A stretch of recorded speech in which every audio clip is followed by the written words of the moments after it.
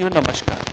सरकार के 3 अंग होते हैं, विधायिका, कार्यपालिका और न्यायपालिका, एग्जीक्यूटिव, लेजिस्लेटिव और जुडिशियरी। साथियों, विधायिका का काम होता है जो जनप्रतिनिधि लोगों द्वारा चुने जाते हैं, वे जनता के लिए कानून बनाते हैं। जनता के लिए जन कल्याणकारी योजनाओं को विधायिका विधानसभा या लोकसभा से पास करवाते हैं और उसको धरातल पर उतारने का काम होता है कार्यपालिका का, एग्जीक्यूटिव का। जो कार्यपालिका अफसर जिन्हें हम आम भाषा में जानते हैं। साथियों, मान लीजिए किसी सरकार ने नियम बना भी दिया कि वृद्धा पेंशन 60 वर्ष से व्यक्तियों को अधिक, बूढ़ा पेंशन 400 मिलेगा। मेरे पास ये व्यक्ति जिनका नाम श्री जोगिंदर जादव है, ये आए परेशान होते हुए, ये बताते हुए कि मुझे 5 साल हो गए, इनका उम्र जो है 1960 में पूरा हो चुका है और 5 साल हो गए हैं।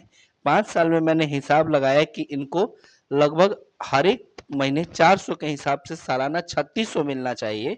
18,000 रुपये इनको अब तक मिलना चाहिए, जो इनकी जिंदगी में दवा दारू या कुछ भी जो है वो खाने पीने के काम आता है। लेकिन साथियों जी, इनका कहना है, क्या कह रहे हैं आप? बीमारी से हम परेशान बानी, पैसा नहीं है तो बीमारी से मरता नहीं, पैसा हमारे बुढ़ापे से नहीं और कुछ खाए पिए का। देखिए साथियों, आज भी देश में जो है वो बिहार जैसे राज्यों में 400 रुपये के लिए भी बहुत ज़्यादा लोगों को परेशानी होता है और उनको इंतजार रहता है। इस वृद्ध व्यक्ति को जो 5 साल पहले ही बूढ़ा पेंशन मिल जाना चाहिए लेकिन नहीं मिला है, जो अपने आप में एक दुख का बात है। मेरे इस वीडियो को दिखाने का मतलब इनकी लाचारी नहीं है। मेरे इस वीडियो को दिखाने का मतलब है कि जो अधिकारी इतने मेहनत से पढ़ते हैं, इस समाज की, देश की सेवा करने के लिए वो दिन रात लगाकर पढ़ते हैं, लेकिन जब वो अधिकारी बन जाते हैं तो कहीं ना कहीं उनकी संवेदनशीलता जो है वो काफ़ी कम हो जाती है। इनके मैंने समस्या को समझा तो इनका अप्लाई जो है वृद्धा पेंशन के लिए लगभग 2-3-4 महीने पहले हुआ।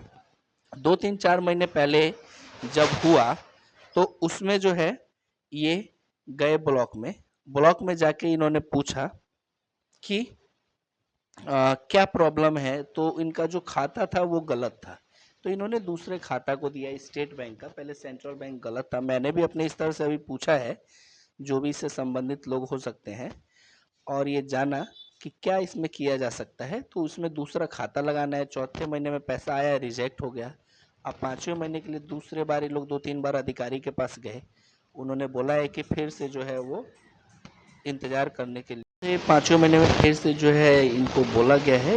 मैं आपको टेक्निकल बातें नहीं समझाना चाहता हूँ, मैं सीधा सा बात ये कहना चाहता हूँ कि मैं अगले महीने तक, 6ठे महीने तक मैं देख लेता हूँ इनका काम जो है। मैंने बात किया है किसी माध्यम से, इस महीने में पैसा आ गया ठीक है, वरना 6ठे महीने में मैं अपने से जाके अप्लाई करवाऊंगा। 7वें महीने तक इनका काम हो जाएगा। साथियों, बात मेरे काम करने की नहीं है। मैं इतने बड़े प्रखंड विधानसभा लोगों की समस्याओं को कुछ हद तक मैं सॉल्व कर सकता हूँ। ये जिनका काम है उनको ईमानदारी से करना चाहिए।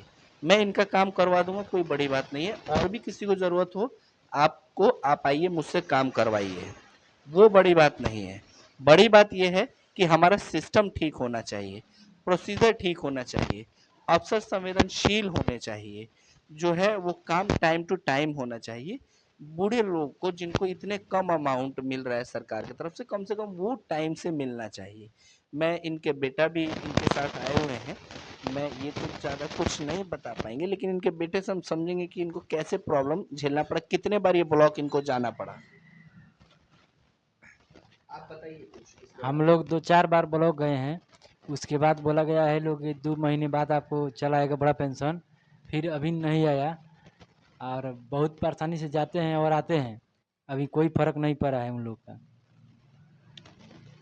इसको चलिए, आपका प्रॉब्लम जो है वो हम जरूर सॉल्व करवाएंगे, लेकिन हम एक रिक्वेस्ट करेंगे कि प्लीज़, सरकार सब कुछ दे रही है, सब कुछ कर रही है, लेकिन आप जो है वो निचले स्तर पर अधिकारी जो हैं बहुत ज़्यादा असंवेदनशील आज हो चुके हैं।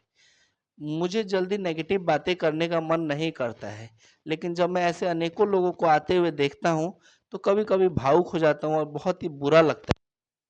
पूरन जो है मुझे दिखाना पड़ता है कि कार्यों को असंतोष। तो बाबा आप चिंता मत कीजिए, मैं फिर से आपको इसी मीडियम के माध्यम से आपका आया हुआ पैसा दिखाऊँगा, साथ ही में वो मेरा पैसा आएगा और ज़रूर मैं